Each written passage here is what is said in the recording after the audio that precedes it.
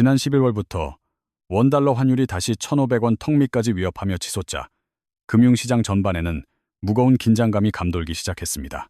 수개월에 걸쳐 어렵게 쌓아 올렸던 외국인 투자자들의 순매수세가 11월과 12월, 불과 2달 만에 물거품처럼 빠져나가 버렸습니다. 12월 말에 잠시 반등하는 기미가 보였으나 곧바로 다시 힘을 잃고 주저앉으며 결국 증시의 향방은 환율 안정에 달려 있음을 증명했습니다. 환율이 이토록 불안정하게 널뛰기를 반복하여 시장 전체가 패닉에 빠질 위기에 처한다면 과연 우리는 지금 주식 투자를 멈춰야만 하는 것일까요? 반갑습니다. 신사임당 유튜브 채널 구독자 여러분. 저는 시장의 흐름을 읽고 올바른 투자의 길을 제시하는 주식장인 채널의 이창대 대표입니다. 오늘 이 시간을 통해 현재 무섭게 요동치고 있는 시장 상황 속에서 우리가 반드시 주의해야 할 점은 무엇인지 명확히 짚어드리겠습니다. 과연 지금 시점에서 우리가 공격적인 태도로 투자를 지속해 나가야 할지 아니면 잠시 멈춰야 할지에 대한 저의 인사이트를 공유하고자 합니다. 저 역시 시장 참여자의 한 사람으로서 제 예측이 100% 정확할 수는 없겠지만 증시를 분석하는 핵심적인 뼈대를 여러분께 전달해 드리겠습니다. 사실 우리가 증시를 분석하고 앞으로의 시장 방향을 예측한다고 할 때 그 정보를 어떻게 활용해야 하는지에 대한 본질적인 이해가 먼저 필요합니다.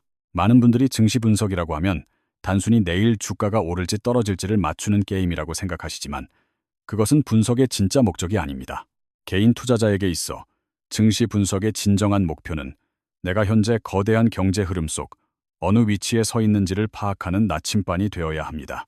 선물 투자를 하는 트레이더가 아닌 이상 개별 기업에 투자하는 일반적인 주식 투자자에게 단기적인 등락 맞추기는 큰 의미가 없을 수 있습니다. 중요한 것은 현재 우리가 겪고 있는 사이클이 전체 경기 순환 곡선의 어느 지점에 와 있는지를 알고 큰 흐름의 방향성을 예측하는 것입니다.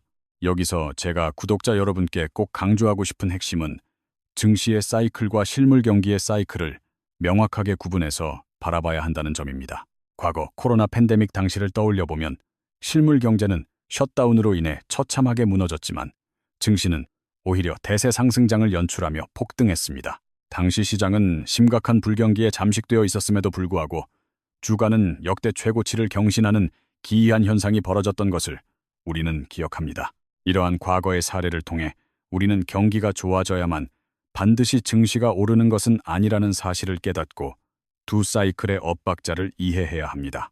장기적인 관점에서는 경기와 주가가 동행할 수 있지만 특정한 사이클 국면에서는 서로 정반대로 움직이는 경우도 비일비재하게 발생합니다. 그렇다면 주식시장에 참여하는 투자자 입장에서 실물 경기보다 훨씬 더 직접적이고 강력하게 시장을 움직이는 핵심 요인은 과연 무엇일까요? 그것은 바로 돈의 가격, 즉 금리입니다. 금리의 변화야말로 투자시장의 맥박을 조절하고 자금의 거대한 이동을 결정짓는 가장 중요한 트리거입니다. 돈의 가치가 떨어지고 금리가 낮아지는 흐름이 지속되면 사람들은 가치가 하락하는 화폐를 더 이상 손에 쥐고 있으려 하지 않습니다.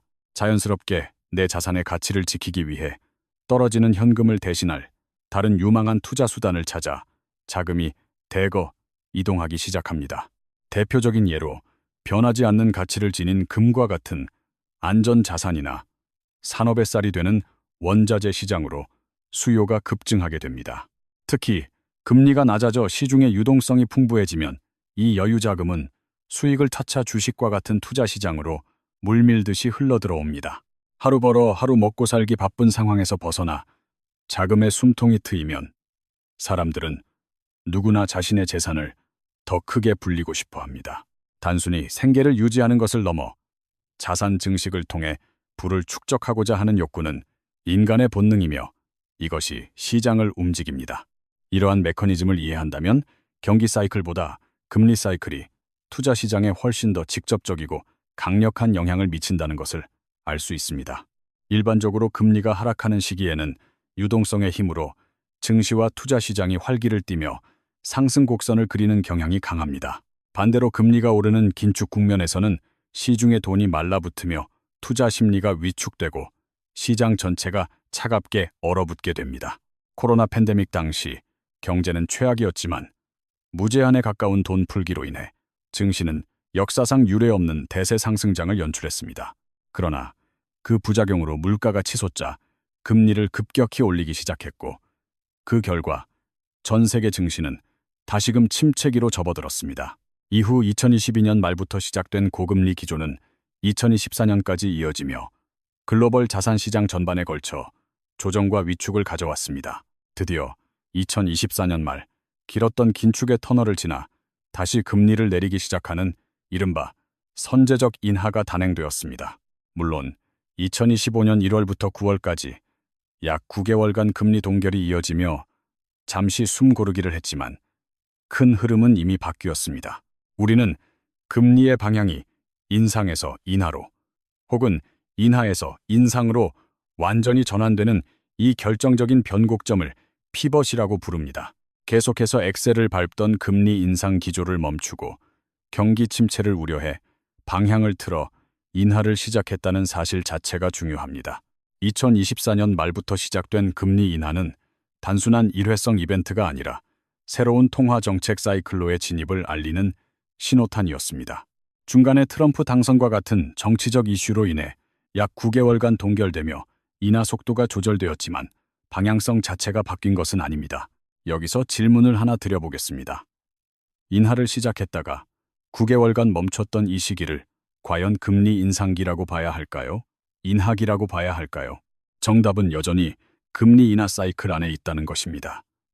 경기 둔화의 압력이 여전하기 때문에 긴축으로 돌아갈 수는 없기 때문입니다.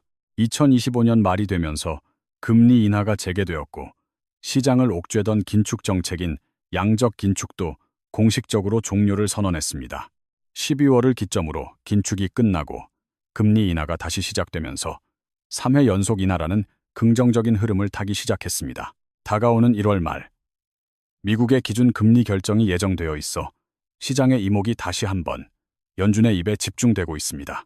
현재 파월 의장의 임기 종료 후 차기 연준 의장이 누가 될 것인지에 대한 불확실성이 커지며 시장은 예의주시하고 있습니다.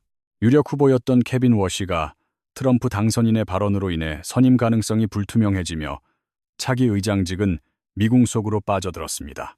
만약 비둘기파 성향인 케빈 워시가 의장이 된다면 빠른 금리 인하와 과감한 유동성 공급을 기대할 수 있었을 것입니다. 이는 약달러 기조를 유도하여 투자 시장에 큰 활력을 불어넣을 호재였으나 현재로서는 그 기대감이 다소 약해진 상황입니다.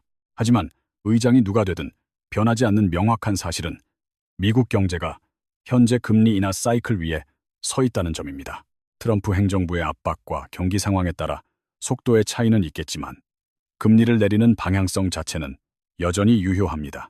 앞으로 본격적인 유동성 장세가 펼쳐질 것이며 중간에 작은 흔들림이 있더라도 결국 증시는 우상향 곡선을 그릴 것입니다.